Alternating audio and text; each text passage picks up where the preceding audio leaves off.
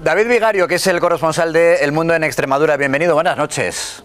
¿Qué tal? Muy buenas noches. Bueno, en el fondo lo que ha ocurrido hoy es que otros 4 jueces, en este caso de la Audiencia Provincial, le han dado la razón a las conclusiones a las que nos has venido contando aquí en el Cascabel. Ya había llegado otra magistrada, la jueza de instrucción, la magistrada Viedma, que también ella, y por tanto ya son 5 los jueces, ven más que indicios, ven pruebas sólidas que confirmarían la posibilidad de que se habrían cometido esos 2 delitos, ¿verdad?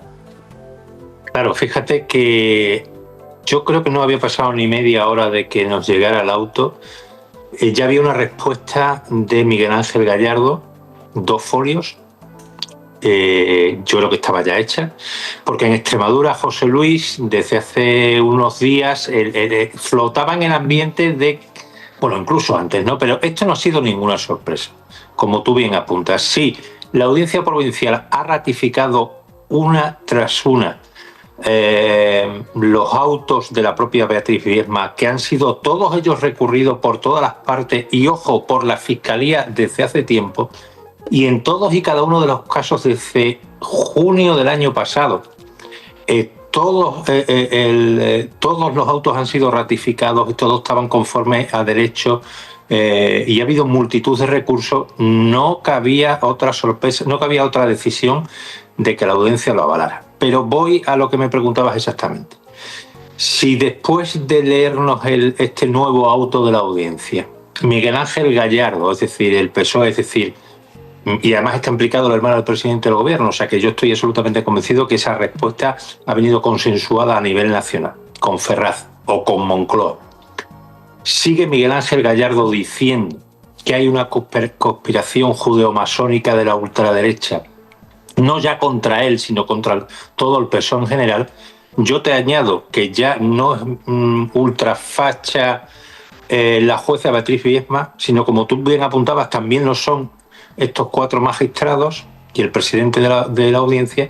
Pero es que te quiero recordar que el Tribunal Superior de Justicia de Extremadura, que es el órgano superior a estos 2, dijo exactamente a principios, en mayo, que Miguel Ángel Gallardo había cometido un fraude de ley, que el caso se estaba llevando perfectamente por Beatriz Viedma, que Miguel Ángel Gallardo lo único que quería era entorpecer el proceso judicial y la investigación por aquello del aforamiento. Saltó a 5 compañeros, ¿no?, para poder precisamente obtener su aforamiento. En un hecho inaudito en nuestra democracia, y devolvió el caso a la juez Beatriz Viedma. Por lo tanto, y a lo que voy, tenemos a todos los órganos judiciales de Extremadura, todos, absolutamente todos, adscritos a la ultraderecha. Claro, porque la respuesta del secretario general del PSOE de Extremadura, que también se sentará en el banquillo por este caso, es exactamente igual, es milimétrica a la de Pedro Sánchez cuando dice hay jueces que hacen política, ¿no? Esa ha sido su respuesta, el resumen de esos 2 folios. Que es una persecución, que están todos contra el Partido Socialista más allá que contra su persona, que quieren derribar al gobierno. Bueno, por favor, yo creo que hay que ser un poco más sensatos, y yo creo que nadie le puede entender que esto sea. Al contrario, habrá que recordar y poner encima de la mesa que a la única que se le ha perseguido, a la única que se le ha abierto una investigación, y precisamente no legal, sino que se le ha repasado, estudiado y buscado todo su currículum y lo que no su currículum, es a Beatriz Viedma por parte de la fontanera del PSOE, Leire Iglesias, y un ex magistrado de aquí de Badajoz que fue expulsado de la carrera judicial, es decir, ya no es magistrado, lo fue durante años y ahora es abogado, y fue expulsado por sentencia firme por un asunto, por cierto, de maltrato contra su ex mujer. Y esta persona, junto a la propia Leire, han estado investigando por lo civil y por lo criminal para encontrar algo contra la juez Viedma. Eso sí que está confirmado en unos audios, eso sí que está en sede judicial, y ya veremos lo que pasa. Por lo tanto, claro, aquí lo que hay son una serie de hechos que ya veremos si eso luego se convierte en un delito penal, como bien habéis explicado, claro, pero lo que parece bastante claro es que aquí hay una responsabilidad política, ética, moral aunque ya sabemos en los últimos años o los últimos tiempos, eso en política pues de momento no se sustancia. La parte penal la vamos a analizar ahora con detenimiento con nuestro abogado, con Joaquín Moekel, pero hay, digamos que una frase de la resolución que se ha conocido hoy de la Audiencia Provincial que quiero que nos expliques y que nos contextualices, porque los 4 magistrados dicen, bueno, y habría que ver una posible influencia en que se le conceda este cargo público al hermano del presidente, una posible influencia del presidente del gobierno, de Pedro Sánchez. Explícanos qué quieren decir y cuál es el contexto de esa frase de la resolución.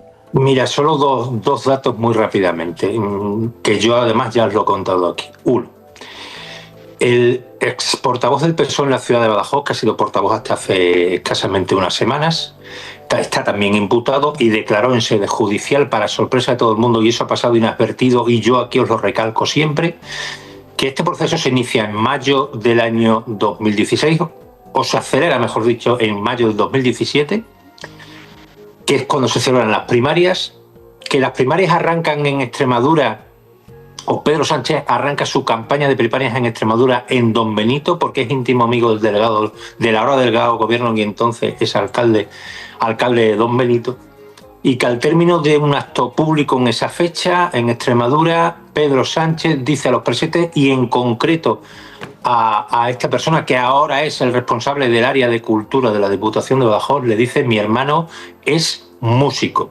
Y en ese momento su hermano era músico y estaba en paro en San Petersburgo.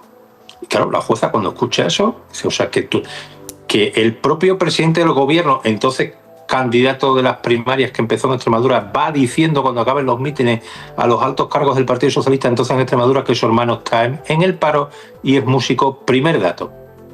Y segundo dato, que yo también aquí lo he intentado razonar: ¿por qué se saca esta plaza que a todas luces los trabajadores profesionales de los conservatorios dicen que no es necesaria? Que ¿cómo se va a sacar una plaza de alto cargo para 2 conservatorios de música que se vienen coordinando perfectamente y que había otras muchas necesidades de personal, de material para los alumnos?